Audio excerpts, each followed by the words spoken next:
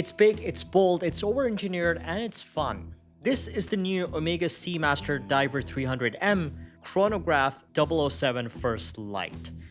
I have been so excited about this release ever since the first teasers came out because as a lifelong gamer, I have such special place for video games, James Bond, and Omega. I got hands-on with the watch this morning and it's a big boy. Let's see if it fits.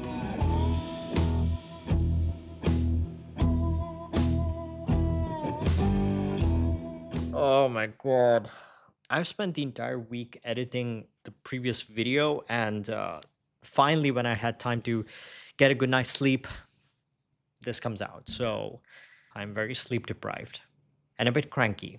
But I still want to talk about the watch, the design, the specs, what I like about it, some points of consideration, and just my overall thoughts on this release. Let's dive in. Ever since Omega and James Bond collaboration started back in 1995, this is the first time that James Bond is wearing a chronograph. Like, I never noticed that he never wears a chronograph. He's always wearing a dive watch.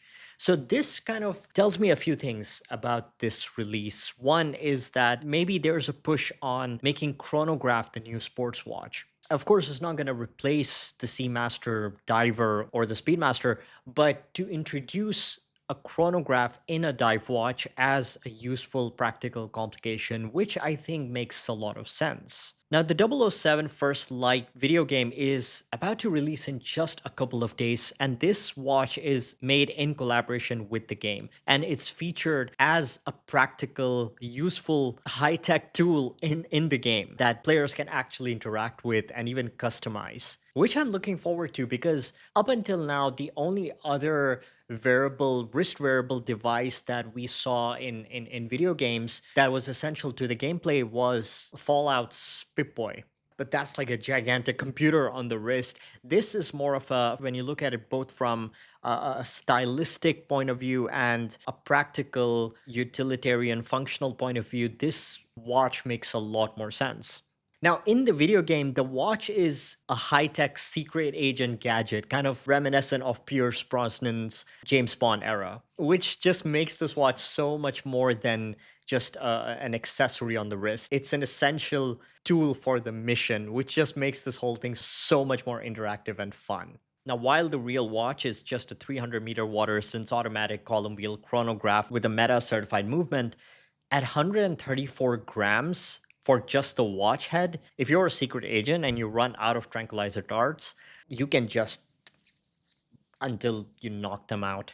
This channel does not condone violence. In terms of specifications and design, the watch is still based on the 2019 edition of the Seamaster Diver 300M Chronograph. So essentially, it's the same watch just with design updates. It comes in a stainless steel case of 44 millimeters in diameter, 17.2 millimeters in thickness, and 21 millimeters lug width, and 52.8 millimeters lug to lug. It's mostly brushed, but with polished touches on the case, dome sapphire crystal on top, flat sapphire case back, and a ceramic bezel insert with 60-minute white enamel diving scale. One thing I like about this release is that any mention of James Bond is hidden away at the case back. And even on the case back, First Light logo is etched. Like, this is how I want to see brands etching the case back. It's minimal. It doesn't obstruct the movement decoration. You can still see the movement in its entirety.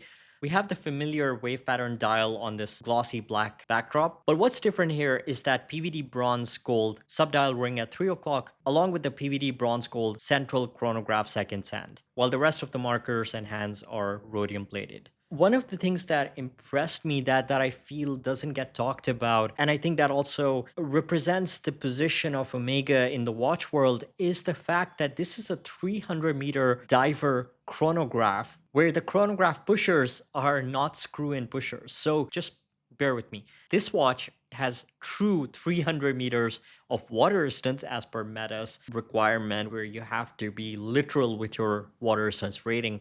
But the pushers are not screw-in pushers. They are pump pushers. So you just press the pushers to start and stop the chronograph. You don't have to screw in the pushers. Number one, that makes enjoying a chronograph so much more. Like, I would trade water resistance for the fact that I have pump pusher chronographs because I can just at any given time just start and stop, something that I find myself doing for no reason. It's just fun to time things. Definitely a lot more productive than doom scrolling because you're in your imagination.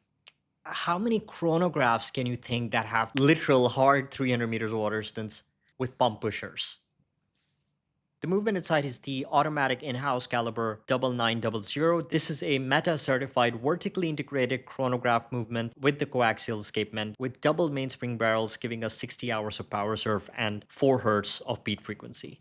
We have seen the movement decoration a million times, but seeing it in this 44mm case with a larger opening gives you a different perspective. Like, you could really appreciate the finishing, the decoration. For a luxury grade machine finished movement, the finishing is quite nice. Now, when it comes to watches, I think everything is relative to the style that you're going for. So a dress watch should be thin and wearable and sleek, but a sports watch is a lot more flexible. But the styling for a tough luxury sports watch can range from different things, whether it's weight, whether it's materials, whether it's the sizing.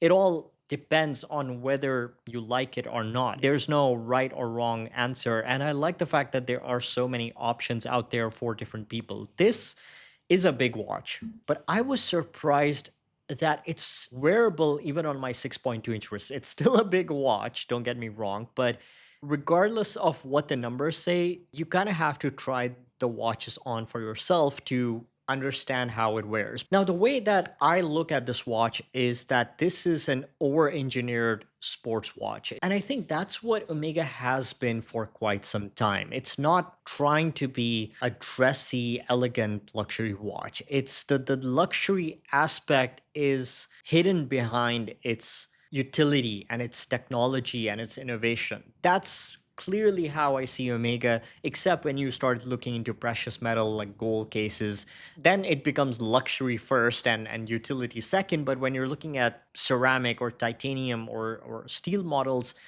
the luxury aspect is not on the surface. The chronograph within the Seamaster 300 range has been quiet for a long time. It's something that barely gets any mention. So with this release, at least there's some interest from both the community and people outside the watch community just to walk in and try these watches on for themselves and then realizing that, hey, you know what? It actually doesn't wear that bad.